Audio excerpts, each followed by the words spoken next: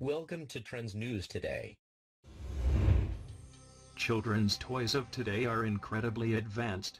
Plush toys are cute and snuggly, most robotic toys are of extremely high quality, and dolls resemble either endearing little babies or little grown-up versions of humans. Yet in the past, children were not so lucky.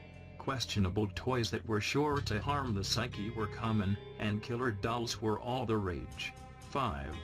Frozen Charlotte.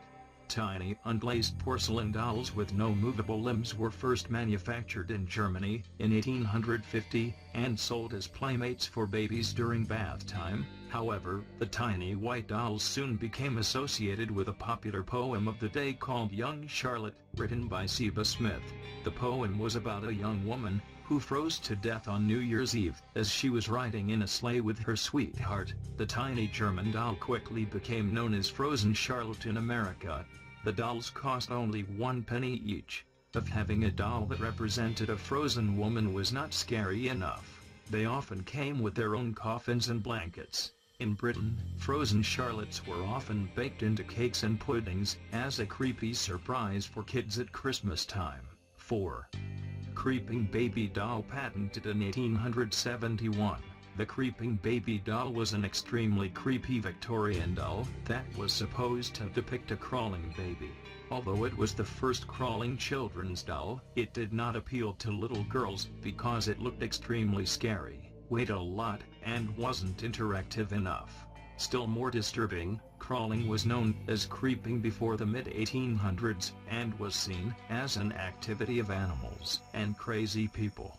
Standing tools were used to encourage children to stand and walk from a very young age. But sometime in the mid-1800s, crawling became normal and dolls with clockwork elements became popular. 3.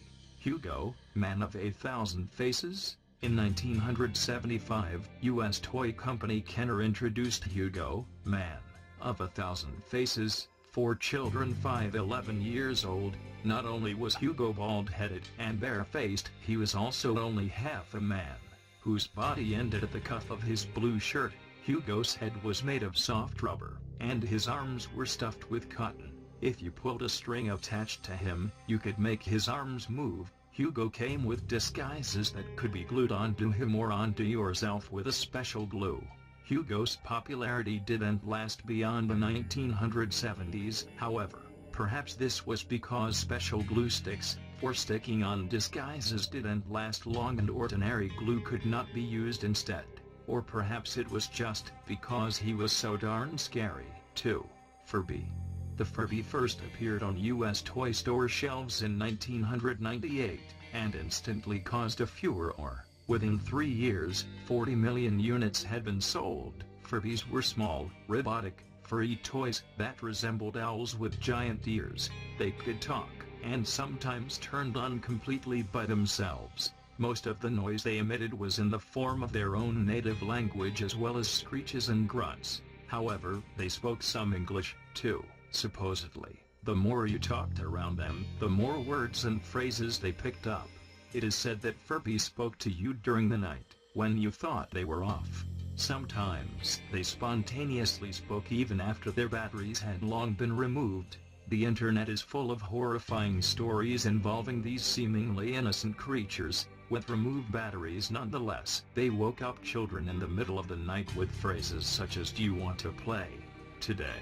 Nostalgic adults who were kids in the 1990s can rejoice because the Furby is back on the market. 1. Little Miss No-Name. Little Miss No-Name was a doll that was marketed by Hasbro Toy Company in 1965. The barefoot doll came dressed in a ragged burlap sack and had enormous unblinking eyes and a taut little mouth. When extended, one of her hands made Little Miss No-Name look like she was begging. She also had a plastic tear on her cheek. The doll was supposed to tug at the heartstrings of little girls, but it had quite the opposite effect.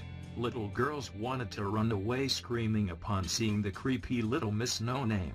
Hasbro discontinued production of the doll after only 1 year, although they tried offering her in a promotion with Borden's Dutch hot chocolate as a final attempt at popularizing the doll.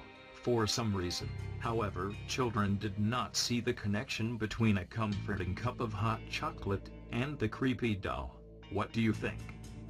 If you like this news, please share this with your friends. Don't forget to comment below the box and subscribe our channel.